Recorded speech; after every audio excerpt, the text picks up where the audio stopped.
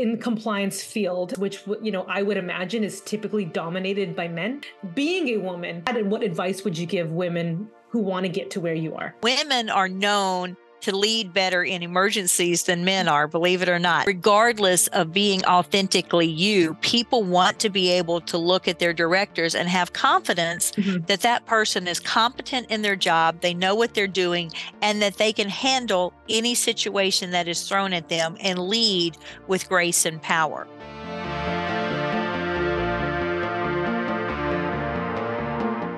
Hey everybody, this is Jass Binning, co-host of the Comply or Die podcast. Welcome to another exciting episode where I am excited to welcome a special VIP guest, Kay Royal, Global Chief Privacy Officer and Deputy General Counsel at Crawford Company. Kay is an attorney and a global compliance professional with over 25 years of experience in legal and health-related fields. She's a bright voice in the tech world, and she's a published author, a speaker, and co-host of the Serious Privacy podcast. Kay, it is such a pleasure to have you on the show. Welcome. Thank you. Thank you for having me. And hopefully we don't get interrupted too often by all my pups. Ooh, okay. So tell me how many dogs you have? I have 4. Wow. So I'm sitting here thinking, wait a minute, I have 3. Unfortunately, I lost one 2 weeks ago. And so I'm still getting myself accustomed to saying I have, but we have 4 in the house. We're living with my daughter right now. So we have her dog plus the ones we brought with us, our 2 cats plus her 2 cats. And she's got some chickens out there. And yeah, I'm living the country life now. I love that. So we super. I have 3 dogs. Well, 2 dogs. I did lose one last year. A Shih Tzu that it gets accustomed to saying that, right? Yeah. And I feel like you almost like. I think for the rest of my life, I will always say like I'll still have 3. I'll just keep adding to it. Yeah, there you go. Exactly. Similar to you, we've got pigeons and quails. Pigeons and quails. We do not live on a farm. Oh my goodness. Live in the burbs. This morning, I got a WhatsApp message from my sister, who she was at the Animal Resource Center nearby, and it's a duck that was found, a stray duck. Oh no! And so she WhatsApped it to me. She said, "Please, it's a domesticated duck. Can you take it?" And I'm looking at it, and then I sent a message to my friend. I said, "Somebody convince me no, because I am so close."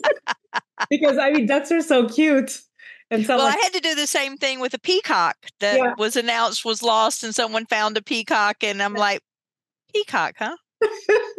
I wanted a peacock as well. I hear the male peacocks also make a lot of noise. That's why I was like, okay, oh, wonderful. Yeah. Wonderful. Yeah. For us, thinking for the neighbors, they're going to be like, you guys need to leave. Yeah. Okay, I love that. So animal lover, again, yes. Thing that I absolutely love. I love animals too. Cats, dogs. So if they do interrupt, that's perfectly fine. We're going to keep them on the show. I gave them all the stink eye. I think they're going to relax. I love that. Well, again, thank you so much for joining us. Talk to me a little bit about what you're doing right now at Crawford Company. And then I've got a bunch of questions here kind of related to, again, it's in your wheelhouse. And I'm definitely interested and curious to learn more about your podcast as well. But why don't you just share what you're currently working on and a little bit about Crawford Company? Oh, happy to do so. So I've been in privacy a long time, and it's interesting. I joined Crawford a little over a year ago. We're a global claims processing company. So if you can think of filing an insurance claim on something other than medical care, we probably handle it. Everything from a slip and fall to a store to auto to flood to cyber liability. We handle all different kinds of claims. And I say it's interesting because when I started in privacy, I came to law school, a nurse already. So when my first job out of law school and in corporate America, my first job was in privacy at Concentra, which is a national urgent care company. And so it was interesting how I leveraged my medical experience over the next few years, going to a global medical device company, different things. Then I went into tech startups and focused on tech startups, global tech startups, really love the tech space, really love the startup space. And then I wound up at Crawford, which is kind of almost back to my beginnings with we do handle medical information, although not medical insurance. So it's interesting kind of where you see your life come around full circle. So I am the Global Chief Privacy Office officer. My team is based in the US, the UK, and the Philippines. And I'm also Deputy General Counsel. They're a publicly traded company. So I'm back in the SEC world again, which is a different world when you've been in the tech startup world for a while. Mhm. And absolutely love it. We moved from Arizona to South Carolina. Not that they asked me to, but they're based out of Atlanta. So that's always a good thing that, a 2-hour drive and I can hop down there really quick. Oh, I love that. Yeah. So we have two podcasts at Opensense. This is one for compliance. And then I had Scott Bino on about 2 or 3 weeks ago. Oh, nice. Yeah. And so again, shout out to Scott for introducing us to you. But yes, it's going to be a very interesting for me to understand again, because a lot of the stuff that he also shared, global company, he shared kind of the work that he's been doing. It's going to be really interesting again as a marketer to also try to understand. Right, from our perspective, the work that you're doing as well to get two sides of the coin, kind of the business, and then what you guys are responsible for. So I love that. Hopefully, it's not really two very different opposite sides of the coins, or I'm going to have to go look him up. Yeah. No, what's funny is the last conversation I actually ended up having with this was another person. It was not Scott Bino for Comply or Die. That episode's still waiting to be released, so I'm not going to share too much of the detail. But one of the things that I found super interesting, and I'm curious on your perspective too, is how can you get the buy-in and get the other business departments on board to the work that you guys are doing and showing the value of it versus having the rest of them just try to check the box and do the bare minimum. So that's what I had shared. And I'm like, depending on who it is that you're talking to, because I don't have a compliance background. When I initially started hosting this show, I think my fear is, will I understand? Will it be important? Will I be able to ask the right questions? And so one of the things that he shared is, hey, if you're a good compliance leader, and especially when you're working for a global company, you have to be able to almost be a chameleon and showcase the value and explain it in a way that resonates. So, absolutely, you may absolutely be people, but we are it is our job to make sure all the other business units understand the why. And so for us, I'm curious, kind of your take on that and the work that you're doing at Crawford Company and trying to again push the work that you guys are doing in a way that really resonates and helps protect the brand and gets everybody to buy in. Well, one of the things I've learned, and like I said, I've been in privacy longer than most people have known that privacy was even a career choice. I was literally a registered nurse when HIPAA went live. So I should have known many, many years before that I was going to navigate into privacy. But it really is rewarding at the same time it's frustrating, and not specifically for Crawford, just over the years companies I've worked with, that you feel sometimes like you have to say the same thing 100 different ways 50 different times. So it's finding that right moment or that right situation where something will resonate to the person you're talking to, because I don't expect the people I work with to understand privacy law the way I do. I mean, just like I'm not an adjuster, I'm not a remediation specialist. I can't go out and do the things that they do either. So I don't expect them to know, not to mention I'm kind of a geek when it comes to privacy. So I do everything under the heart of privacy. And I'm very, very passionate about privacy. Asking me about privacy is like asking a new mom about her kid. I can talk about it for hours. But I also come from Mississippi. And so I was the first person in my family to get a bachelor's degree. So that tells you a lot of the people that I worked with growing up with, education wasn't the highest priority they had. And so you have to consider that not only do you have to explain things in a non-lawyer way, English is not also everyone's first language. So you have to find a way to make it resonate with people in a language and in a tone or in a situation that they can understand. Years ago, when I worked at Concentra, and Concentra had, I don't know, over 600 different offices around, it was like working with 600 different physician offices. We had a rule where in order to send the claim to the insurance company, you had to use the pre-programmed fax numbers.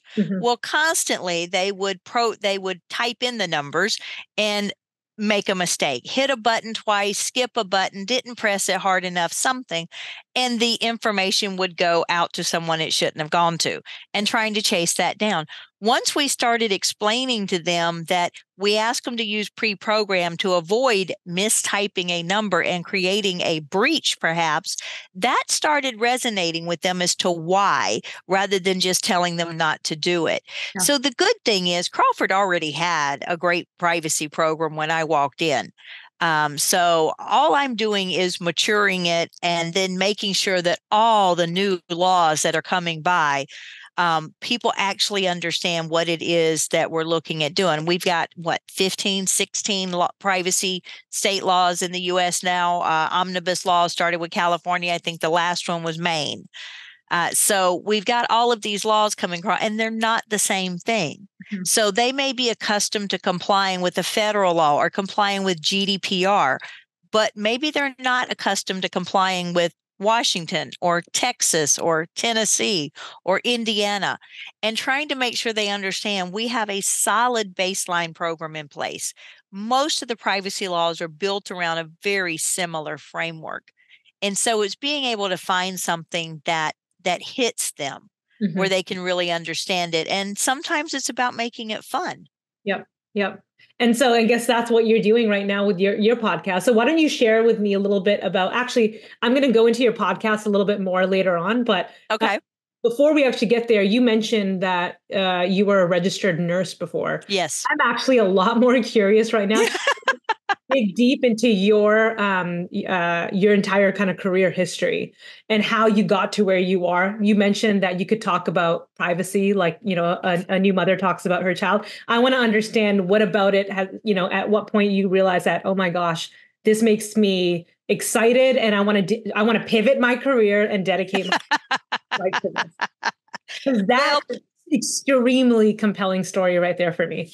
I'll be honest and share with you that for a while there, I felt like I had this sequence going on, that I would move to a new state, get a new law degree, get a new degree, get a new profession, and get a new husband. Yeah. So I was in Mississippi with a bachelor's degree in psychology, working at an inpatient mental health hospital, mm-hmm. and implemented an intake process based on a coded sequence. So people, when they called the hospital, you wouldn't inadvertently give away that somebody was in the hospital. If someone called up and said, "Is Kay Royal on the alcoholic ward?" they were trained to say, "We can't give out patient information." Yep. But there were only 3 inpatient hospitals in the state. If someone called up and said, "Please connect me to Kay Royal on the alcoholic ward, please hold." Yep. I mean, so I created this entire intake process, trained the whole company, wrote the processes in my early 20s. And then I went and so it was Mississippi psychology degree, husband number 1. Then I went into nursing school because you can't support 2 families as a single mom on a psychology degree. So went into nursing school, moved to Tennessee, got husband number 2. Yeah. I love that. That was in my mid to late 20s, early 30s, and then woke up on my 29th birthday and was like, dang, you're grown. Wow. Whatever it is you wanted to do with your life, you're 29. This is pretty much grown. And so it took me about a year of considering, what are my options? Do I get a master's of social work? Do I get a master's of nursing? Do I become a nurse practitioner? All these other things that I could look at. And it finally said, you know what? They're all going to be expensive. They're all going to take 2 or 3 years. You might as well go to law school. Mm-hmm. So put everything in place, took the LSAT, did all that. And then husband number 2 had a psychotic break at the idea of his wife going to law school and, perhaps outpacing him, whatever threat he felt. And so I wound up running to Arizona unexpectedly, was just trying to get as far away from him as I possibly could. Mm-hmm. I had been admitted to law school in Tennessee, so I put it on hold for a year.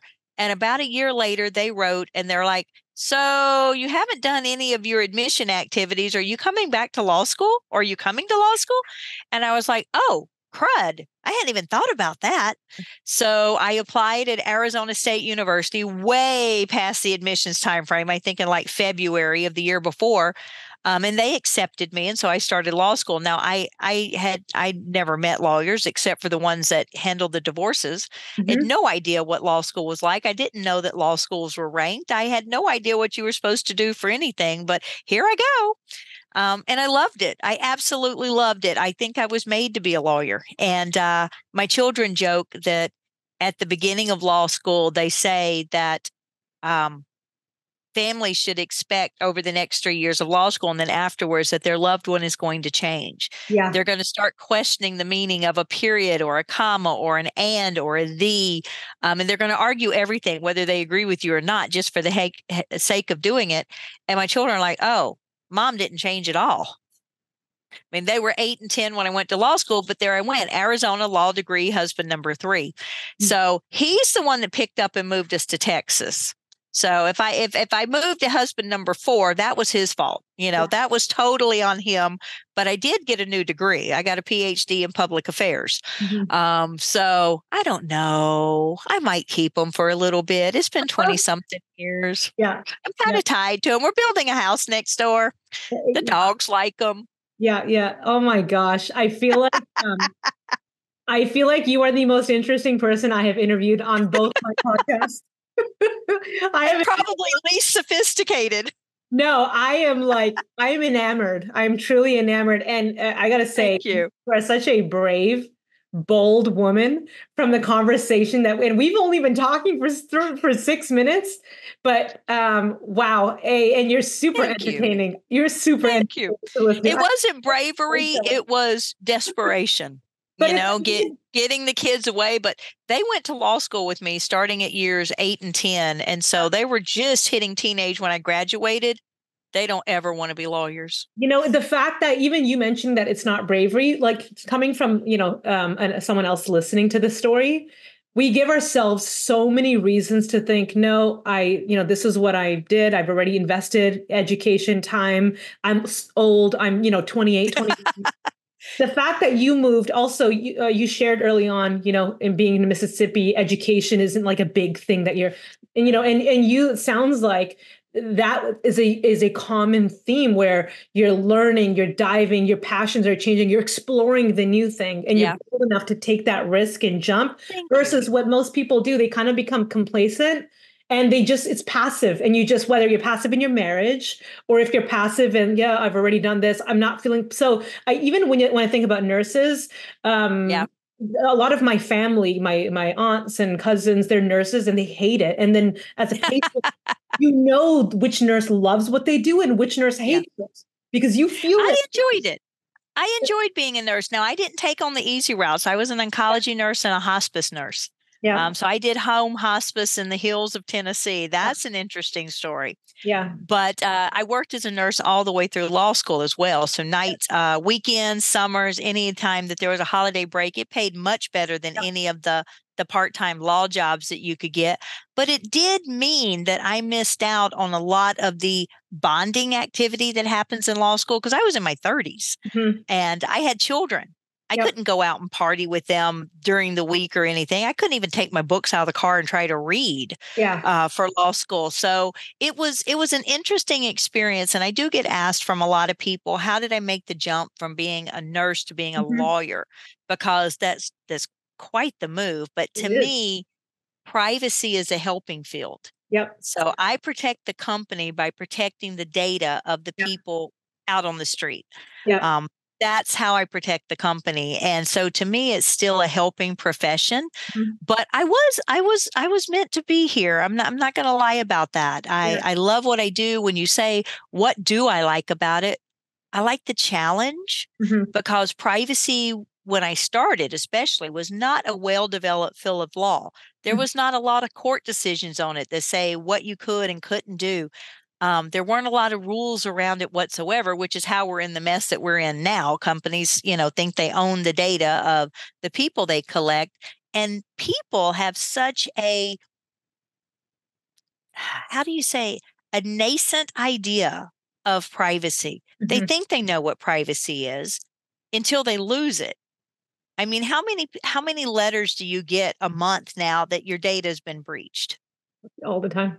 Right. I mean, if we could stack up those credit monitoring letters in a sequential format, we'd be protected the rest of our life. But on the other hand, we don't need them either. Yep. Now, all the credit bureaus and everything offer you credit monitoring and everything to do. So, how do you make things better for the individual? There's not much you can do. Once that horse has left the barn, it's pretty much gone. Yep. What do you do to keep the horse in the barn, or at least create a nice, pretty green pasture that you can stick the horse out into? How do you make that happen for people? How do you create it? But at the same time, balancing that with the fact that you work for a company.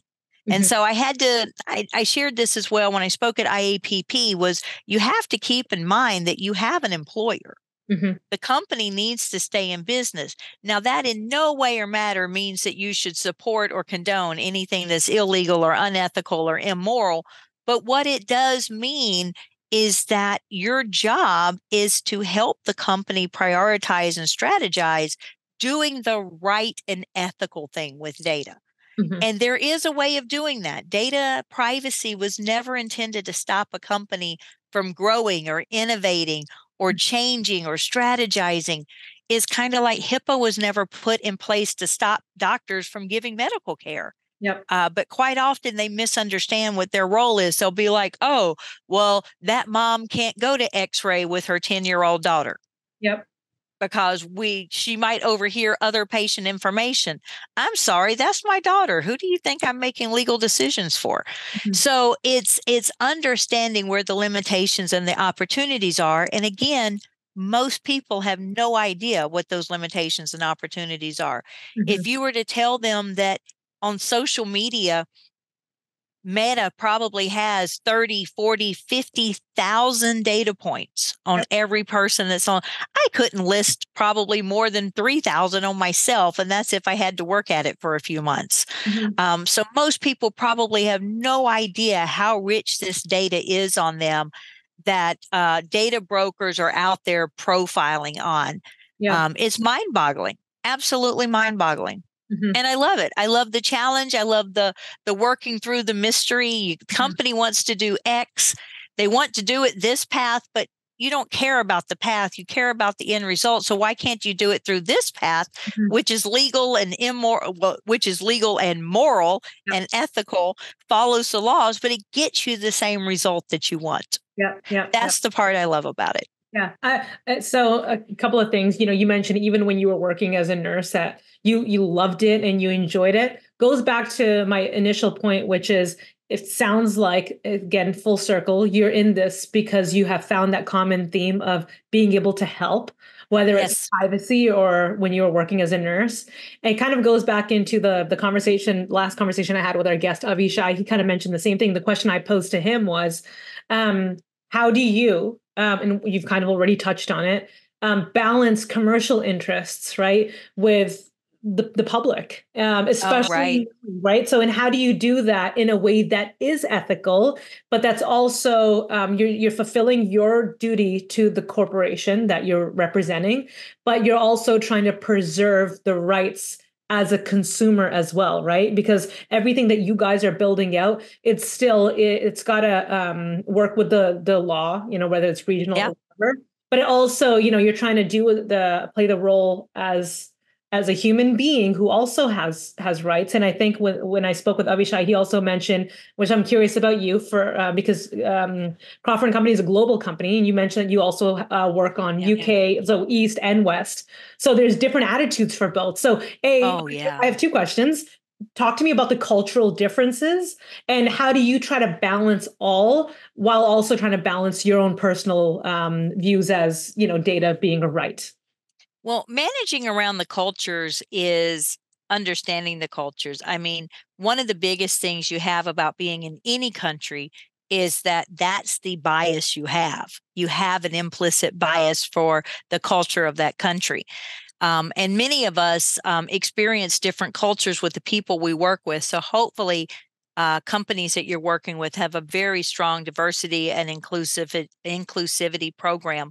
because it's not about tolerating other cultures and people that are different from you. It's about celebrating and looking around and going, oh, wait, we don't have the perspective of blank in here, and we need that to have a holistic view.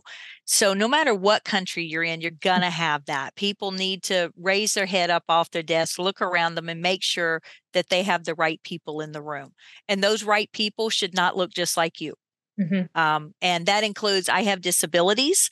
Quite often people neglect to include someone with disabilities in the conversation because they don't consider that part of diversity or inclusivity, or maybe they think it's discriminatory to find out if someone has disabilities. Some are visible, some are not visible. Mine are typically not visible unless I've had a really bad time. Then they're definitely visible.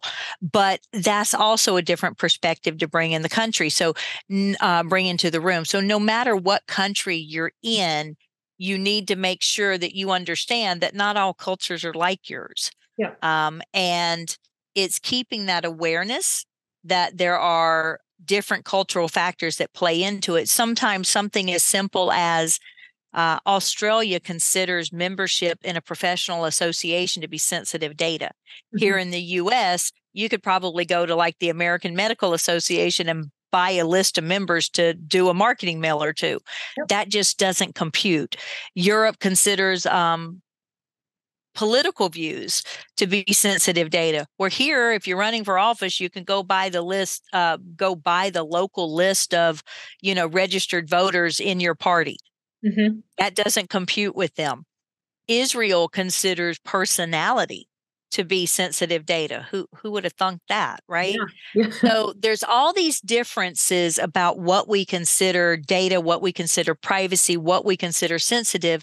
If you take that and expand it, it means opening your mind and yourself up to learning about other cultures, putting aside the fact that your baseline is totally different. And so many years ago, we had an incident in Asia at one of the companies I was working with. They didn't have a written law that you had to tell someone that something happened to their data, but there was the cultural understanding of respect that if you didn't do what was expected with their data, you would tell them if you did something unexpected with them. Yeah. And so that's one of the things to learn. And we don't all have the opportunity to learn that. We don't all work with global companies. We don't all have that exposure, but it means keeping an open mind. And I find that that's the biggest thing that helps people, is to keep an open mind. I told people years ago, I felt like I had been abducted by aliens and dropped in the deep south because I just didn't fit in the rural community that I was in. And I still feel that a lot of times now. I'm not comfortable traveling on my own to a lot of countries because I don't understand what to do there. So you say I'm brave, but I'm scared. I'm scared to travel to places where I don't know if I'm going to understand the signs or if I'm going to understand the language. And how do I go get food that I know is safe for me to eat? And how do I know that a particular hotel is not in the bad section of town? Trust me, I've stayed in the bad sections of town, even in San Francisco, and you don't always know it when you see it. Definitely not. So it's having an open mind. So I am pushing myself to travel to other places, to go experiencing them. But even if I can't do that, it's keeping the open mind that they're different than you. Yep. And different doesn't imply better or worse. Different implies different. Yep. And you should celebrate understanding those differences. So when you bring that into the workplace, tying that back around to privacy, that's where it really makes a difference there too. So how do you make the balance between the commercial interest of making sure you still have a job and the interest of your job in making sure that you're compliant? Well, lawyers and people in compliance face this all the time. It's their job to keep a North Star for the company, to tell the company, this is what you should do, this is what you can't do. Most of us and compliance would not work for a company doing something illegal. I mean, that's why we have whistleblower laws and protections, is because you might see something that causes you to ask a question. So in most cases, it's not hard to balance the interests because And especially with Crawford wants to do the right thing. They're a good, solid company. They've been around 80 something years. That makes you feel good knowing that if you were to raise your hand and go, hey, wait, this isn't the right thing, they will listen, and they do. And there's a lot of companies out there. Now, to be fair, there's a lot of companies out there as well that are not quite so on the ethical and compliance side of things. And those are the ones that you're going to see get in trouble. And sometimes maybe they thought they were doing the right thing, or maybe they had no idea because they didn't have anyone with that expertise in their house. And then they get caught later doing it and brought under. And a lot of times especially in privacy, it's really good to keep that documentation. Let's say that you thought it was okay to collect someone's gender. Yep. Because it's Mr. or Ms. and you wanted to know when you address the email to them, it is. So you looked at it and you said, this is okay. It's not going to hurt people to collect their gender. And it helps me be able to address them correctly when I write them an email so they don't think I'm just, some stranger off the street bugging them.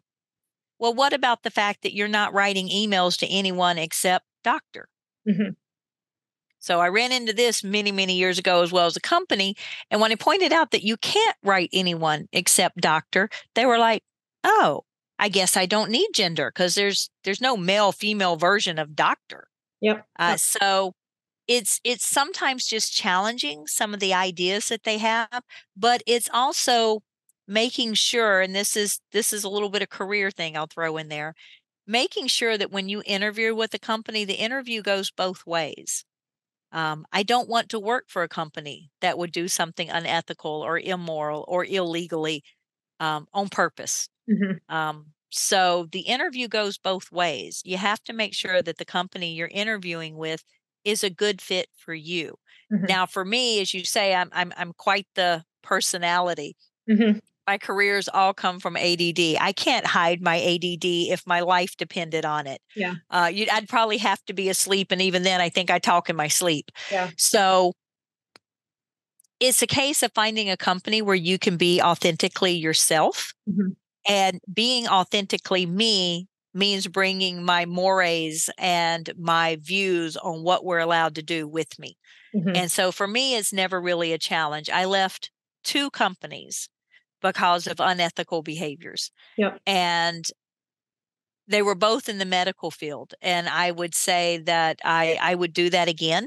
Those mistakes were made when I was very young, and I would take the same actions again. I would leave because I do not want to work for someone who does something unethical. And I've not, in the year that I've been here, I've not had that challenge with Crawford whatsoever. I guess any current employee would say that about their employer, but that's the thing that I really like about Crawford. They're a good company. They're based on good, solid values, and they want to do the right thing. Yeah, I love that. And so, hey, shout out to Crawford and Company, number one. Also, it's very similar to the same kind of sentiment that was expressed, kind of like I said, from Scott.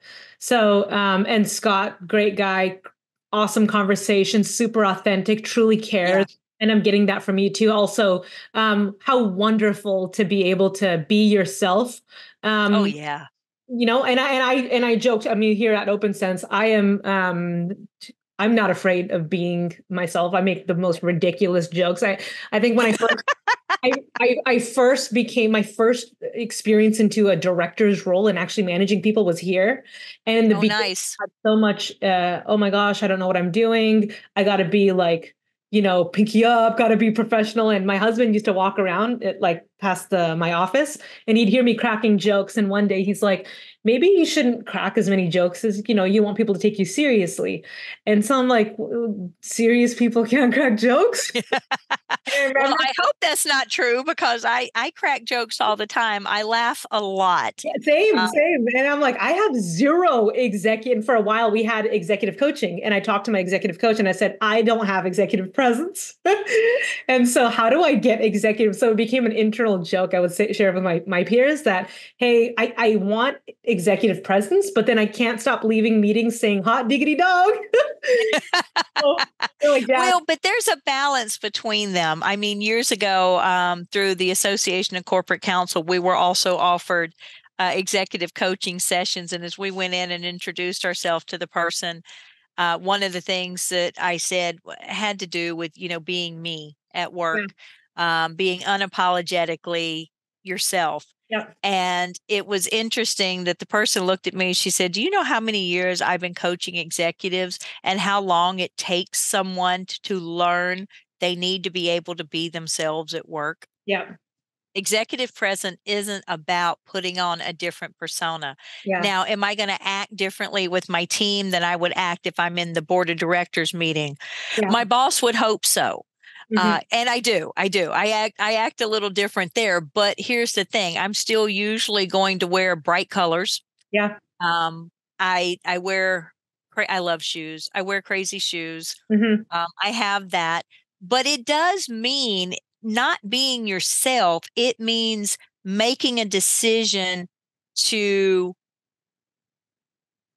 I'm debating between fit in, not stand out. Mhm. It's making the decision to perhaps not be as exuberant at work sometimes. Mhm. Maybe having one less cup of coffee, Yeah. maybe not having that Hershey chocolate bar for lunch. It's making those decisions that regardless of being authentically you, people want to be able to look at their directors and have confidence Mhm. that that person is competent in their job, they know what they're doing, and that they can handle any situation that is thrown at them and lead with grace and power. Yep. Now, women are known to lead better in emergencies than men are, believe it or not. Studies show when there's crisis mode, you want a woman leading.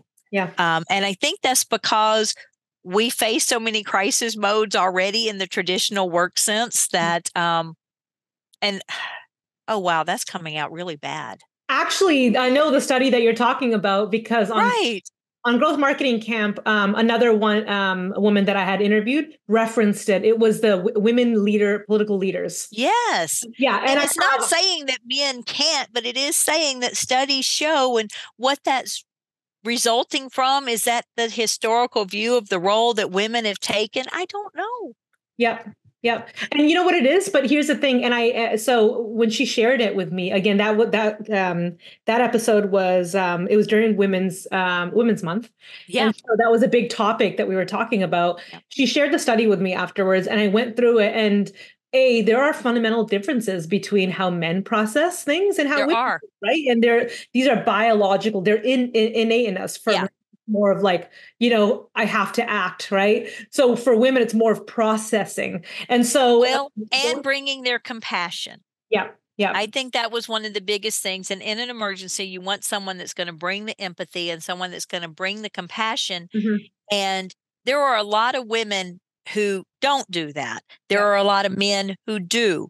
Mm-hmm. But historically, and studies show that it is more standard that women will bring the empathy and the compassion to a situation, where men will typically block off emotion so they can process what's happening and go by the facts. Just give me the facts, go by the facts, react to the facts. And women react emotionally as well as brainiacally. Yeah. And you know what's interesting? I'm saying the wrong words here. Yeah. Hey, I love the words. I absolutely love all of the words that you're using. Even thunk. You said thunk, right? Who'd have thunk? I'm going to add that to my list of words I'm going to start using. You can use it is. You can use sorry. And there are many situations where men historically lead better too.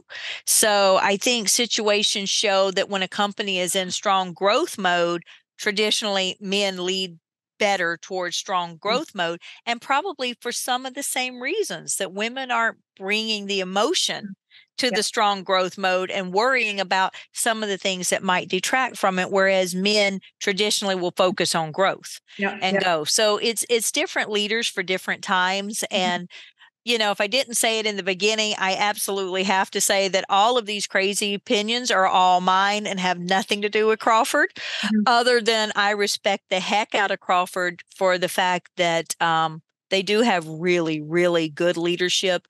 and they have people that stand behind them. For the first time in my life, I feel like I'm working for someone that I could actually look up to as a mentor and as a guide, which I've never really had anyone. Women tend to have an advisory circle as opposed to one particular mentor. And so I have to say, the lady that hired me, she's general counsel. I fell in love with her off the bat, period. Then I had to learn about Crawford. And thank goodness nothing I learned changed my opinion. But, they say people don't leave companies, they leave people. Well, they also don't join companies, they join people. 100%. Yeah. So 100%. Making that connection is key. Yeah, definitely. I completely agree with everything that you just mentioned here. I want to pivot the conversation slightly because you've already kind of shared a little bit about this, and I am very curious. The challenges that you feel that again, sound like very fortunate that the mentorship that you have at Crawford and Company has been wonderful. What challenges do you think women face? Right, when you think about just again. The in compliance field, a field like this, which I would imagine is typically dominated by men, and the position that you're at, what are the stuff that you have had to face in past companies, and kind of the biases that you have witnessed? And you mentioned you had also left a few companies before. Yeah. Being able to speak out against wrongs, being a woman, is that something that you have, what challenges have you had, and what advice would you give women who want to get to where you are? Early on, I really did try to fit in. I mean, I really did try. I wore the suits. I'm never going to say I wore really dull colors, but I wore the suits. I wore the standard shoes. I really did feel like I tried to fit in and be really calm. It's not me. I was pretending to be something I wasn't, when that led to really significant mental health issues, which I think all of us deal with at some level or another. If it's not ourselves, it's someone we love. Mm-hmm. So we had that. But I will say that there was one particular company that I worked for that I reported to a male lawyer. He did not understand what I did. And at first I thought it was what I did. He didn't understand privacy, so he didn't understand what I did. But he would take out sentences or paragraphs out of whatever I wrote and either replace it or not, and then get back to me and say, "Is that okay?" And I'm like, "Sure." He's like, "How can I take out entire sentences or change them and you still say they're fine?" I'm like, "Because this is not a defined area of law. There really is a lot of gradations between right and wrong here. So yes, you could do that." And then I started paying attention. And as I mentioned, I have disability. So I had an accommodation. This was back when people went into offices. I worked from home 1 day a week.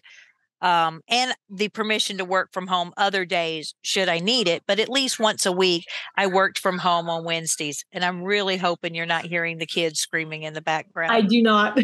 Okay, great. We're going to keep going. So every month, he would ask me, "Tell me again why it is that you work from home on Wednesdays." And I'm like, "Well, once again, this is a disability accommodation. And don't forget, if I need to work from home other days, I can.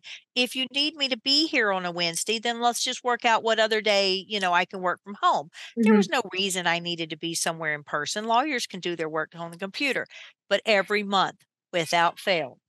Now, to note, I didn't usually start asking for disability accommodations for being in the office until usually I'd been there 3 to 6 months, mm-hmm. because you want to establish your credibility with people first before they have to deal with you at a distance. Or that used to be. COVID at least changed that a little bit. And then I started watching, and he treated women differently than men. There was a brand new attorney that got brought on, brand new baby attorney, 3 years out of a law firm. And after 2 weeks, he brought him an email and said, "Hey, this is my response to marketing. Do you want to look at it before I send it?" His response was, "No, that's what I hired you for." Yeah. 3 years later, he was still redlining mine. And it finally occurred to me that he has an implicit bias against women. Mm-hmm. Not that he ever treated me bad, but he treated me different, less capable. Yep. And it turned out that was pretty equal across the entire team. he would have been the first person horrified at learning that he treated women worse. Yeah.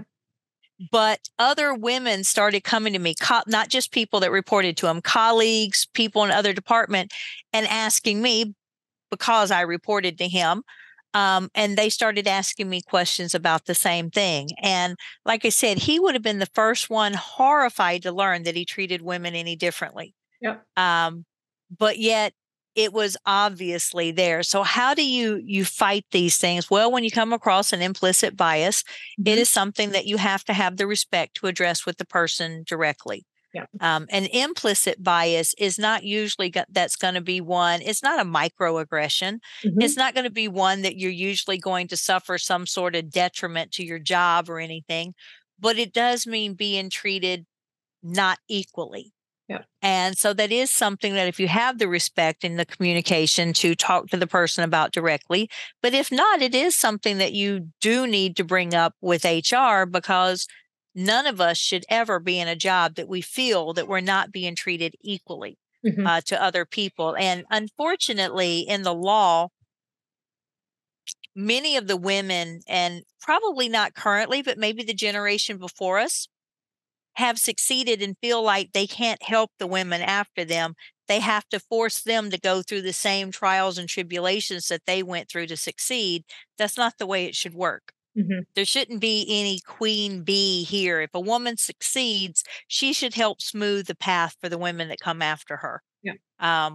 So that is something that I do feel very strongly about, that women should help women. Women should help men. Men should help women. That is true. But we need to at least stop hurting ourselves. Yeah. Yeah. So I'm sorry that you had that experience, but it sounds like it was, it's helped define the person that you are today and kind of the feeling that you have. Also, interesting theme that we're getting here from all of the conversation is being aware of kind of the implicit bias that you have. Yeah. That other people would have, and just keeping those in check. Well, and recognizing what you yourself have too. Yeah. That's why it kind of goes back to the conversation that you share that, hey, I know you mentioned that I'm brave and XYZ, but when I go to these places, I'm going in, and it goes back to also,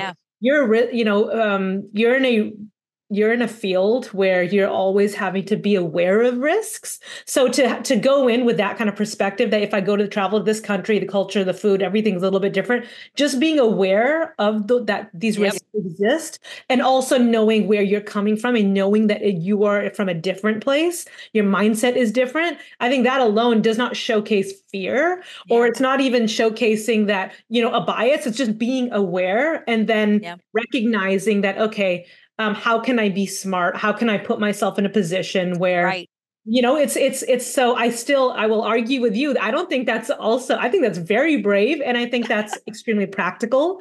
And I think but it is also a bias. You have to understand that when you're afraid to go somewhere else because you don't know the culture, you don't know the food, you don't know the people, you don't know the language, you don't know the mores, you don't know the traditions, you're somehow making an assumption that it's worse than yours. Yeah. And you have to recognize that it's different. It's different. It goes into a lot of women, I'm sure, whether it's kind of also what you shared, that they feel like, hey, I got to where I am, right? Whether I'm leading a privacy team, same thing, the position that you're at in Crawford Company, big global company, you could have taken the route of, I, had suffered, and in many ways I succeeded, but other women should probably experience the same thing so that they can have the same frame of mind, and that I have. But it's the same thing. Stand on the shoulders of giants. So those around you, and I love that. Nobody should ever have to do that. But I do laugh, if we go back to men and women, how many men say they're scared to travel somewhere they're not familiar with by themselves? They don't. Yeah, I feel, and also it goes all, but it might even go back into this feeling of I have to, and it goes back to actually when we're talking about the men leaders, the expectation that men also have, that I have to put on a braver face. They have to appear to be fearless. They have to appear to be fearless. Why? Because an emotional man is a weak man, right? And so It's like, And that's so not true. it is so not true. And I've had this conversation with all of the guys in my life, and also it's very cultural, right? I'm Indian. A lot of my family, men, I'm like, modern day women don't want to see men who are just trying to like lead with their testosterone. We Right. want to see calm, stable, like if your first instinct is to just do whatever your impulses tell you, that it may be back in the day, and culturally it's also very different because you feel like you do that, but that's not the case, and that shouldn't be the case. Same with if you apply it to the workplace. Yeah. Where they probably come in, and so they probably, men will have their own biases when they see a woman who's a peer, who's in the same position as them, and maybe speaking on the same, but a totally different perspective. And how can I respect that? How can I check my biases and then also respect her as a peer? Same thing, when you, whether it's marketing or sales, so many other women that I have spoken to on Growth Marketing Camp who are in SaaS, who are in tech, have shared that. Right. I don't get the same. I can share something, my male counterpart will share it, and everybody pays attention to him, and it just goes right over them. So how do I get people? And exactly what you mentioned, you have to help one another, and men can help women, women can help men. You just have to amplify their voice and say, well, and that means putting aside our bias against men. We have to quit looking at our male counterparts and think, oh, they're totally competent, or they're totally comfortable, or they're totally fearless, or whatever, and understand for them, it might also be putting on a persona at work as well. There are a lot of men who are not as comfortable public speaking as maybe they pretend they are, because it's something that's expected for them to do. So it does mean all of us putting it to the side. And I have friends that are non-gender. They're gender neutral. And with them, it's also a case of learning to put aside biases, because for some reason, and I don't know how this came up, someone in relation to one of my friends said they didn't expect them to wear a dress because they were gender neutral. I'm like, well, gender neutral means not that they're not either, but they can also be both. I said they can wear dresses, they can wear suits. We have to set aside these implicit biases, that we have these expectations that certain people are going to act certain ways, and give ourselves a little bit of the same grace that we would give other people as well. But I will say, I did learn a few things. I'm sorry, I'm laughing at this because my guiding light or not guiding light, but one of the biggest tips I ever got early on was be the man, but stay a lady. Yeah. And it was brought out to me, and I learned this very harshly at work, that things like if a woman makes a mistake in a meeting or in an interaction, and the example I use is knocking over water onto someone's papers, the woman will never let it drop. Every time they see that person, they will say, oh my gosh, let me move my water away from your papers, or, oh, better keep your paper. Every time. Men would have walked out of that room and it would have been forgotten. It was done. It was over. But we obsess over it. Women obsess over it. We joke about it. We bring it up. And eventually the men are going to go, oh, that must have been a bigger deal than I thought it was, because she's not going to let it go. We need to let it go. We need to walk out of the room and put it out of our mind. Doesn't mean we don't apologize. Of course we apologize. But it does mean when it's over, it's over. Yeah, that is so funny. And you know why it's funny? Because it is so real and relevant. It just happened to me before this call. Oh, no. I was on a call with my manager, who is a male, and then my peer. And I cracked this joke. I'm like, because he wasn't able to make the last meeting because he got pulled into a customer call. And so I was like, where is he? Like, I've been waiting here in the Zoom for a while, waiting for him. So I just, as a joke, created like this meme, where's Waldo?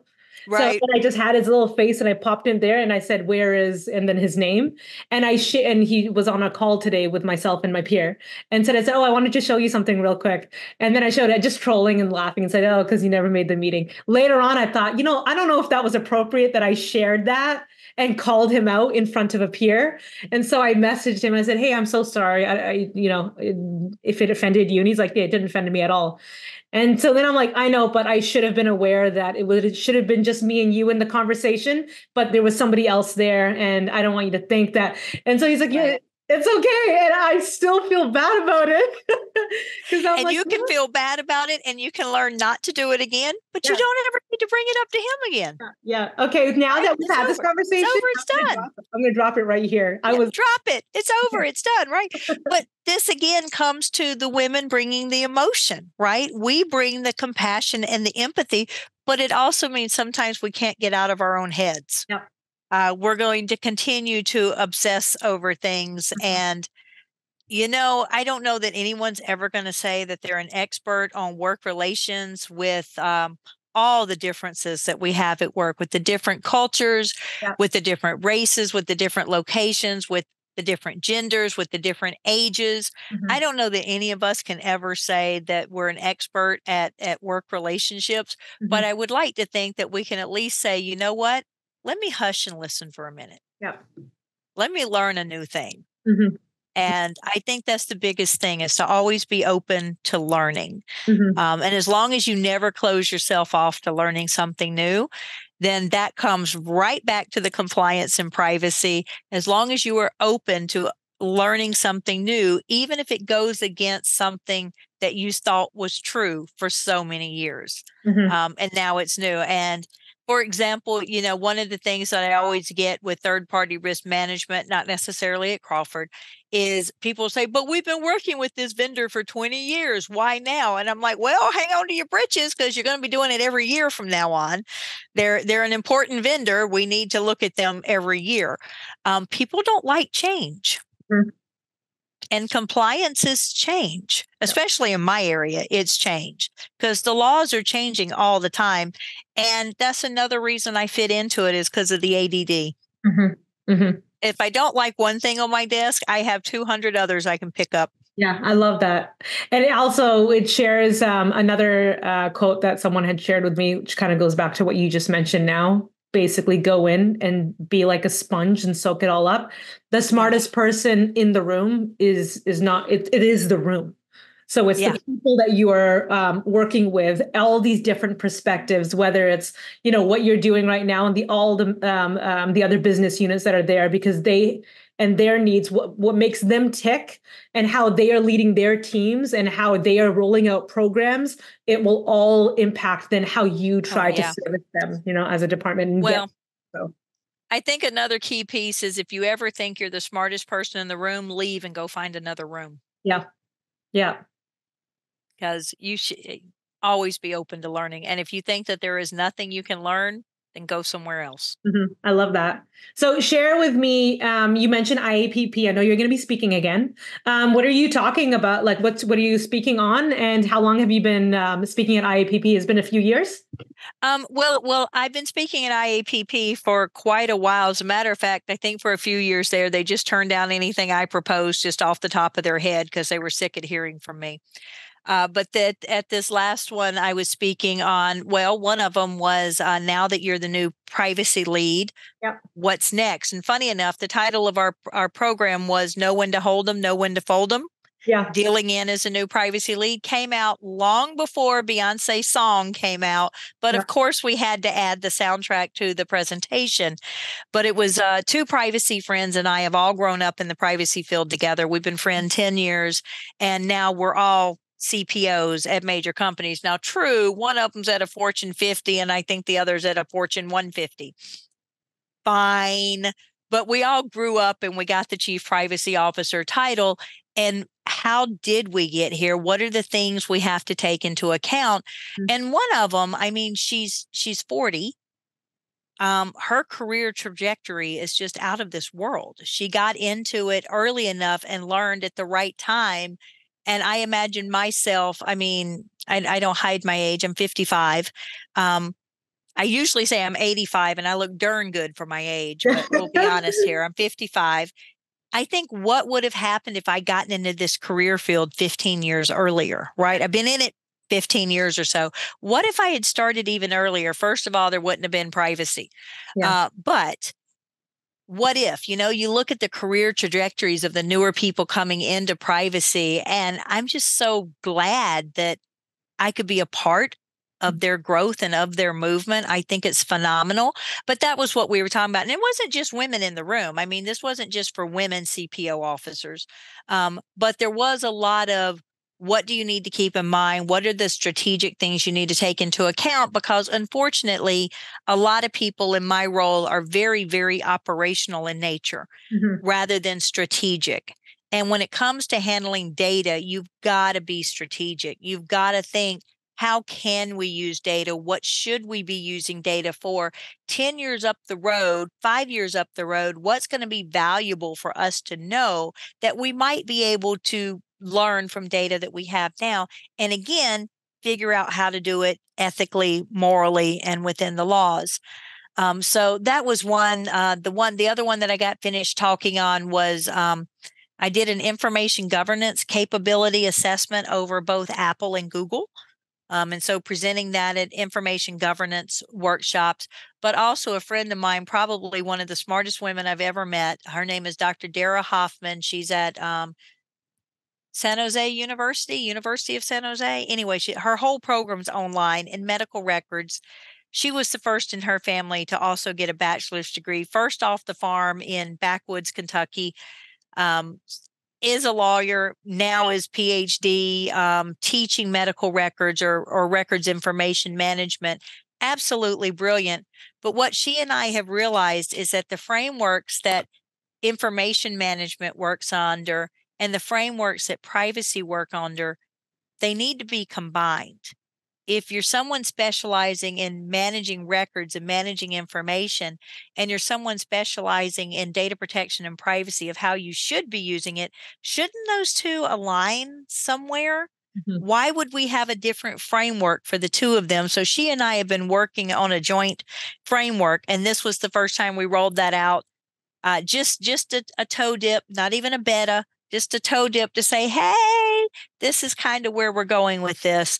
It met with a lot of very positive reactions. Now, this was an information management conference. It was not a privacy conference. So we've got to try to get everybody else onto the same boat. But I just don't see why you would approach it from a different framework when you're looking at handling the same data. So that's what it is. I'm trying to think what are the next things I've got talking on. I don't even know, probably around the same boat. Don't know. I've got a book out on GDPR and it's just a little guidebook. It's developed for those people in Europe who are compliant with GDPR, and then they're doing work for a company in the US who says, hey, I need you to comply with HIPAA or FERPA or COPPA or GLBA. And usually their response is, we comply with GDPR. That's the toughest privacy law in the world. We don't need to do anything extra for you. That's not true. So I developed a little handbook drawing not the pros and cons, the similarities and the differences between the two sets of laws to say, hey, if you've got a customer who wants you to comply with HIPAA, here's the different things you need to do. Even if you're compliant with GDPR, here's what's different. Here's what you need to know. And like I said, it was just a quick and dirty handbook. I got sick and tired of people telling me, we comply with GDPR. We don't need to do anything else. That's not true. U.S. laws may be different, but we still have some pretty substantive laws. Yeah. Well, you have to share it with us later so we can share it as one of the resources. I will. I love that. Well, we're almost running out of time, and I definitely want to hear your responses to the next set of questions that I have. Okay. Rapid fire. Okay. Okay. Rapid fire. So this is perfect for you, especially if you said, your brain is working real fast, because it's got to be rapid. So okay. Yep. Let's go. What is your most strongly held professional belief? That you have to be honest and ethical. Honest and ethical. I love that. Oh, that might actually be, okay. If you could make one privacy law or regulation worldwide, what would it be? Ooh, that's a hit. Which one worldwide? One. Let's go with GDPR just for the heck of it. Wow. Okay. If you could pick one superpower, what would you choose and why? Oh, it would be teleportation. And it's because I hate actually traveling. Yeah. If I could just teleport somewhere else, done. Yeah, actually, I love that too. How would you describe compliance to someone in using 3 different words? What do you think compliance entails, embodies? Can I go back to the honesty, the ethical? No, it's knowledge, it's ethics, and it is laws. Awesome. And what is the most interesting privacy related news or development you've come across recently? Thought you were going for what's the weirdest privacy thing I ever had happen. So okay, let's have that. That's after this. So the most interesting development, I think, is the problems between the EU and the US in data transfer. So we're on our third construct for transferring data. Max Schrems is going to fight it again. We're going to have to come up with something else. I think that's the most interesting development in privacy law, is how do we get the two on the same page? Because commerce between the two superpowers is not just going to come to an end. Yeah. Most interesting privacy story. I was in Texas, so I was 2 hours behind East Coast. Clinics opened at 6:00 in the morning. I woke up on April Fool's Day to a call asking, we have a midget wrestler in the clinic. Can the news crew come in? I was like, is this an April Fool's joke? Because if so, it's not funny. I'm not awake yet. It might have been 4:00 in the morning because they opened at 6:00. And it turned out it was true. I mean, I can't say who it was or anything like that. But even my marketing department that was handling communications, like, hey, you're being punked. Turned out, no, actually, there was a midget wrestling show that launched. People might remember the show. Well, if they get hurt, they have to go somewhere. Yeah. So they wanted to let the news crew go into the examination room with the patient. And I said, no. They're like, well, can they film the waiting room? I'm like, if they don't film any person and there's no one else in the waiting room, sure. They're like, can they film the outside of the building? I'm going, I can't stop them from filming the outside of the building, but sure. But that was my April Fool's joke. I thought I was being punked, but it wasn't. It was a true reality show of midget wrestlers. And that is actually, I really feel for anybody who receives any kind of news on April Fool's, like on April 1st. It's actually like, I'm even imagining if you end up getting laid off and it's April, it's like, oh, come on, stop joking around. Right. I'm being punked here. Figure it out. But I have not yet had anything outdo that story yet. It's a great story. It's a great story. What is one misconception that you'd like to debunk about privacy? That we're here to say no. Yeah. Yeah. We're not here to say no. We're here to be the office of no, KNOW. Yeah. Yeah. Hey, I like that. It took me a second to get it. Okay. I love it. And then the last question I have, it's a question from our past guest. And so I'm going to ask you to come up with a question for our next guest. Our past guest, you had already spent a fair bit of time talking about this because I actually found this most interesting. His question was, and shout out to Avishai, he said, how did you get into privacy? Which you kind of shared your experience with nursing. Yep, I did. So what question would I pass along to someone else? How about the question that we did here spontaneously? What's the weirdest thing that's ever happened to you in your role? I love that. I'm adding it. She says, right now I'm typing, it's added. We're done. I love weird stuff. Weird stuff makes the world go round. And it really does. Thank you so much for joining us today on Comply or Die. It has been absolutely wonderful. From the very beginning, when the conversation started, I was like, okay, this is going to be fun. Thank you. And thank you for having me. You are awesome. And again, I think this is the energy that you brought to this episode. I want to go through every episode that you have for your own podcast. How can people connect with you, find you, and just get in touch with you? Oh, absolutely. So I'm pretty easy to find on social media. Go figure, right? Privacy person. My first name really is the one letter K, so it's easy enough to find K Royal. I do everything under Heart of Privacy, although I am no longer on Twitter, X, whatever it is. And let's see. The podcast is Serious Privacy. So you can find it in any of the podcast apps that you use. Serious Privacy. My co-host is out of Europe. This is our 5th year going into it. We just missed last week, one of the first time we've ever missed publishing an episode, but so many complicating factors now that everybody is back at work and doing stuff. But our next episode is coming out either tonight or tomorrow when my co-host gets done with it. And it is on analyzing the proposed American Privacy Rights Act, which I'm still going to not hold my breath and hope it passes. Oh, I love it. Share it with us when it does come out so we can cross-pollinate. I will, absolutely. Definitely. And then also your GDPR resource that we can share with us. I will send that out as well. I'm working on actually beefing it up to being a better book, not just a down and dirty handbook. Wonderful. I love that. And for our listeners, if you enjoyed this episode, be sure to subscribe to Comply or Die for more thought-provoking discussions on privacy, compliance, and everything in between. Thank you again, Kay. Hope you have a wonderful rest of your day. Thank you. And that was everything in between.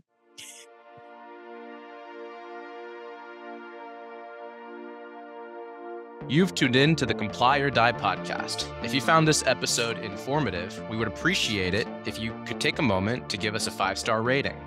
It helps us reach a wider audience and spread the knowledge. Don't forget to share the podcast with your friends or colleagues who could benefit from these insights. Thank you for tuning in, and we'll hope you'll join us again for our next episode. Until next time, stay informed, stay compliant, and stay in business.